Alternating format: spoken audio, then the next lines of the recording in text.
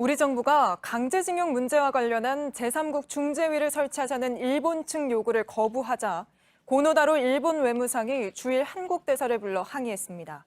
면담이 끝난 뒤엔 추가로 대응하겠다는 뜻도 내비쳤습니다. 구혜진 기자입니다. 고노다로 일본 외무상이 오늘 오전 남관표 주일 한국 대사를 불러들였습니다.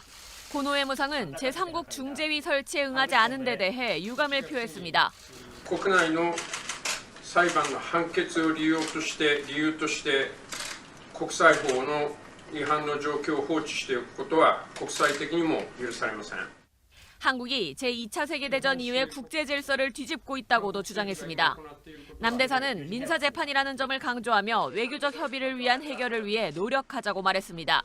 양 당사자 간에 납득이 되고 또 양국 관계를 해치지 않고 소송이 종결될 수 있도록 여건과 환경 조성을 위해 부단히 노력해 오고 있습니다.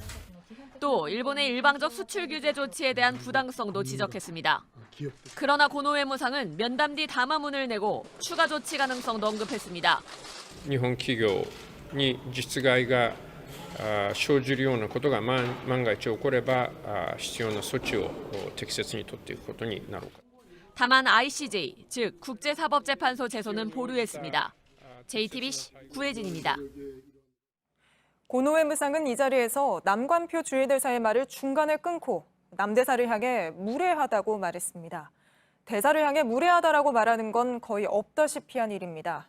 우리 외교부는 이런 태도야말로 무례하다며 유감의 뜻을 밝혔습니다. 윤서령 특파원입니다.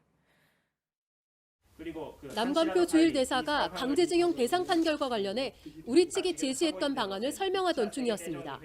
통역이 남 대사의 말을 전하던 중 고노 외무상이 갑자기 몸을 앞으로 숙이며 말을 끊습니다. ちょっと待ってください。韓国側の提案は全く受け入れられるものでない。それを知らないふりをして改めて提案するのは極めて無礼でございます。 말을 끄는 것도 모른 척한다거나 무례하다는 표현을 내놓는 것도 모두 외교 간 사이 대화에서는 생각하기 힘든 상황입니다.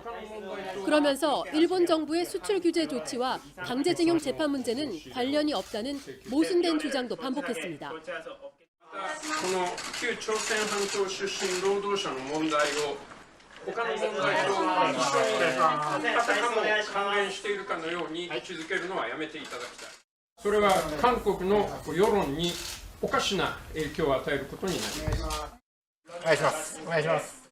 외무성 직원들이 기자들의 퇴장을 요구하면서 회의장은 순간 술렁였습니다. 고노의 무례한 태도는 처음이 아닙니다. 지난해 10월에도 당시 이수훈 주일 대사를 불러 악수도 하지 않고 일방적으로 항의만 쏟아냈습니다. 외교부는 고노 외무상이 보인 태도야말로 무례했다고 보며 일본 측 태도에 유감을 표명했다고 밝혔습니다. 도쿄에서 JTBC 윤서령입니다. 청와대가 오늘 한일 군사정보보호협정 지소미아를 유지할지 말지 모든 옵션을 검토하겠다고 밝혔습니다. 어제 당대표 회동 때만 해도 원론적인 수준으로 얘기하고 말았는데 오늘 오후 들어 기류가 달라진 겁니다. 미국은 이 협정이 깨져서는 안 된다는 뜻을 전했습니다. 심수미 기자입니다.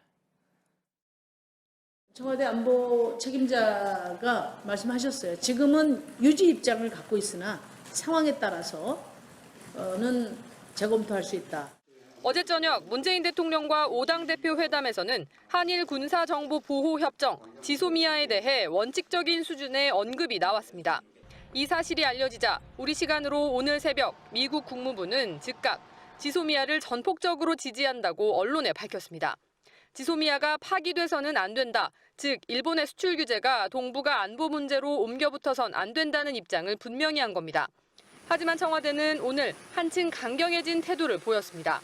청와대 고위 관계자는 지소미아 파기 가능성을 묻는 질문에 모든 옵션을 검토할 것이라고 했습니다. 양적, 질적으로 모두 객관적으로 관찰하고 분석한 뒤 우리 이익에 부합하는 결정을 내리겠다고 말했습니다. 일본과의 갈등 상황에 따라 협정의 내용, 형식을 축소하거나 파기할 수도 있다는 의미로 해석될 수 있습니다. 청와대는 오늘 아침까지만 해도 경제와 안보는 별개라며 지소미아와 한일 수출 갈등을 연관짓지 말아달라고 했습니다. 하지만 고노다로 외상의 담화문 발표 이후 달라졌습니다.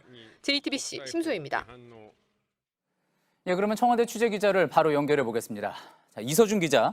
앞서 이제 심선미 기자가 리포트에서 일본 외무상 담화가 청와대가 강경하게 대응하는 쪽으로 돌아서는 계기가 됐다 이렇게 보도를 했는데 실제로 오늘 오후 김현종 2차장이 이와 관련해서 바로 브리핑을 한 거였죠? 네, 오늘 오전만 해도 이 청와대의 분위기는 일단 고노다라 외무상의 담화부터 지켜보자였습니다. 그런데 담화에서 2차 대전으로 세워진 국제 질서를 한국이 뒤엎었다고까지 나오자 강경 대응으로 기조를 바꾼 것으로 보입니다. 김현종 2차장이 오늘 오후에 직접 반박에 나섰는데요. 한번 들어보시죠. 강제징용이라는 반인도적 불법 행위를 통해 국제법을 위반한 것은 바로 일본입니다. 이런 점을 우리 대법원 판결이 지적을 한 것입니다. 예, 그렇군요. 자, 그런데 청와대가 지금 이 시점에 또 우리 정부가 한일 군사정보 보호 협정이라는 카드를 들고 나온 이유는 뭐라고 볼 수 있을까요? 일단 일본이 수출 규제의 명분으로 내세운 것 중 하나가 우리가 대북 제재를 잘 지키지 않는다는 것이었습니다. 이때부터 수출 규제 문제가 경제 문제뿐 아니라 안보 문제로 확장되기 시작한 셈입니다. 일본이 다음 조치로 화이트리스트 배제를 얘기하고 있는데 이 화이트리스트 배제는 사실상 안보상 우방국에서 우리를 제외하겠다는 뜻으로 풀이될 수 있습니다. 그러자 청와대와 국회에서는 일본이 우리를 안보 우방국에서 빼겠다고 하고 있고 또 우리의 안보 체계를 불신한다고 하는데 어떻게 이 군사 정보를 공유할 수 있겠냐 이런 주장이 힘을 얻게 된 겁니다. 일본이 대응 수위를 높이자 우리도 더 강한 카드를 내놓고 있는 셈입니다. 예, 청와대에서 이서준 기자였습니다. 자, 그러면 이어서 정의당 김종대 수석 대변인을 연결해 보겠습니다. 김 의원은 이제 국방 분야 전문가이기도 하면서 어제 대통령과 5당 대표 회동에 배석을 했기 때문에 이 관련 이야기가 나왔던 맥락에 대해서 직접 좀 들어볼 수가 있을 것 같습니다. 자, 김 의원님 안녕하세요. 네, 안녕하세요. 예. 자, 먼저 지소미아, 이제 한일 군사정보 보호 협정. 저희가 이제 3년 전에 많이 나왔던 이야기지만 낯선 시청자분들도 있을 것 같습니다. 이 역사가 긴 거 아니고 2016년, 그러니까 탄핵 정국으로 정신이 없을 때 체결이 된 거 아닙니까? 어떤 협정인지 간단하게 네, 설명부터 그렇습니다. 좀 부탁을 드리겠습니다. 네, 군사정보보호협정 말 그대로 군사적인 두 우방국이 서로 중요한 군사정보를 주고받았는데 이 군사정보가 제3국에 무단으로 유출된다거나 또는 거기서 습득한 기술 정보를 가지고 산업적으로 이용한다거나 이렇게 해서 상대방의 정보 권리를 침해할 수 없다. 이런 정보 보안에 관한 협정입니다. 그렇게 되니까 결국 상대방의 내 정보를 지켜줄 수 있다는 신뢰관계를 갖게 되는 것이고 그 바탕 위에서 중요한 군사정보를 교류할 수 있게 되는 것이죠. 따라서 이 군사정보보호협정은 이 자체로 정보를 교류하자는 협정이 아니라 정보를 교류하기 위한 법적 조건을 만드는 협정이다. 이렇게 예. 말씀드릴 수 있겠어요. 상호 신뢰 간에 맺었던 협정이기 때문에 매년 계속 어떻게 보면 좀 자동적으로 이제 갱신이 되었던 거 아닙니까? 그러다가 이제 이번에 네. 이것을 깰 수도 있다. 그런 이야기가 나오는 건데 청와대가 이제 오전까지만 해도 그동안은 원칙론적인 얘기였다라고 했다가 오후 들어서 모든 옵션을 검토할 것이라고 강하게 돌아섰습니다. 청와대가 이렇게 본격적으로 이 카드를 꺼내든 배경 뭐라고 보십니까?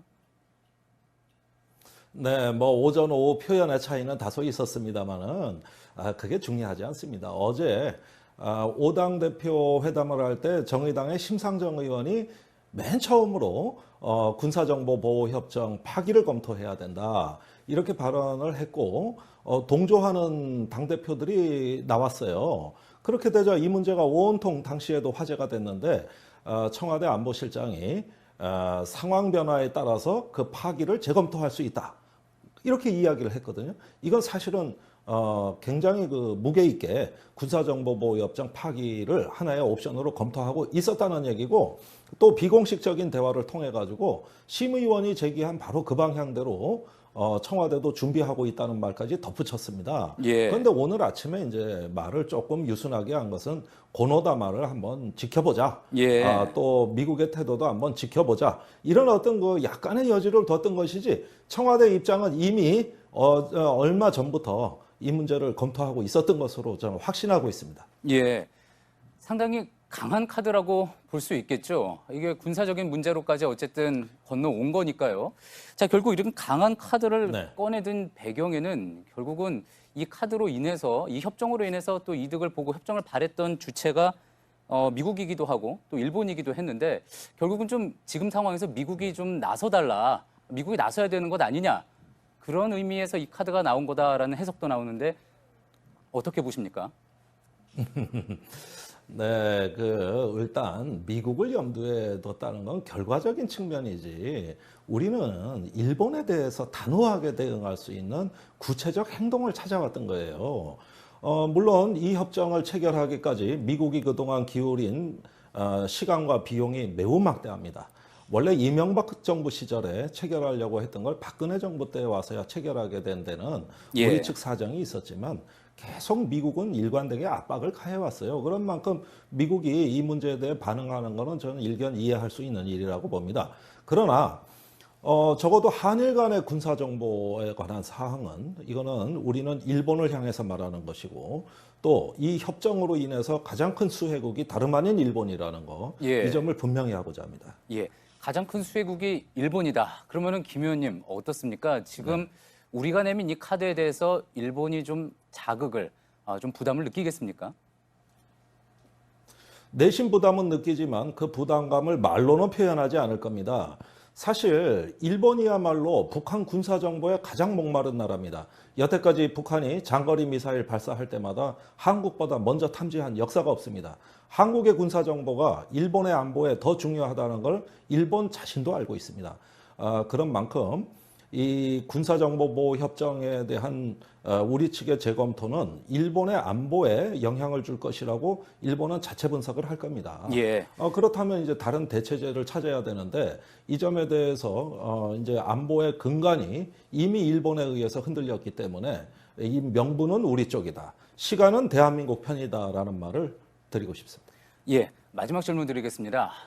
실제로 아직 뭐 많은 가정이 필요하기는 합니다. 실제로 한일 군사정보 보호 협정을 연장하지 않는 쪽까지 갈 수 있을 거라고 보십니까? 또 일각에서는 이 협정을 연장하는 게 우리 쪽에도 도움이 된다라는 의견도 있지 않습니까? 우선 이 협정을 파기하느냐 연장하느냐 하는 문제의 기준점은 8월 1일쯤으로 예상되는 일본이 화이트리스트 안보 우방국에서 대한민국을 제외하느냐 마느냐 여기에 달려 있고 저는 결정은 일본이 한다고 생각합니다. 그에 따른 우리의 대응 행동이 정보보호협정 파기이기 때문에 선택은 일본이 하라는 거 이런 점을 분명히 해야 된다고 생각합니다. 일본이 그럼에도 불구하고 한일 관계 경색의 길로 가겠다고 한다면 우리도 어쩔 수 없다고 저는 생각을 하고요. 그다음에 우리 안보에 그러면 이 협정이 필요한 거 아니냐 이런 말씀하실 수가 있는데 지난 3년간 군사정보보호협정 운영해본 결과 의외로 큰 도움이 안 됐습니다. 우리 안보 오히려 이 협정이 그처럼 결정적 자산이라면 오히려 우리 안보에 문제가 있는 것인데 다행히 그런 문제는 발견되지 않았습니다. 저는 우리 군을 믿자. 우리 군을 믿고 의연하게 나가고 결연하게 행동하자고 말씀드리고 싶습니다. 예, 알겠습니다. 말씀 여기까지 듣겠습니다. 감사합니다. 정의당 김종대 의원이었습니다. 예, 일본 제품에 대한 불매 운동이 지방자치단체로 확산되고 있습니다. 이른바 일본 전범 기업의 제품이라는 걸 표기하거나 아예 사용을 막자는 조례안이 곳곳에서 나오고 있습니다. 온라인에서는 손글씨 인증도 이어지고 있습니다. 최규진 기자와 하예빈 기자가 이어서 보도합니다. 서울시 의회에서 발의된 일본 제품 수의 계약에 관한 조례안입니다. 서울시 산하기관에서 일본 전범 기업과의 거래를 모두 금지한다는 내용입니다. 파나소닉과 도시바, 히타치 같은 일본 전범 기업 229곳이 포함됐습니다. 지난 1월 논의하려다 무산됐는데 최근 다시 추진되고 있습니다. 그 소모품 문방구 제품부터 시작해서 복사기라든지 그다음 전 분야에 걸쳐서 일본산들이 많이 들어와 있죠. 네. 최소한의 우리 대한민국의 자존심을 지키는 다른 지자체와 지방의회에서도 비슷한 조례안을 추진 중입니다. 경기도와 대구, 울산, 광주광역시에서도 일본 전범기업 제품이라고 표시하거나 제한하는 걸 추진 중입니다.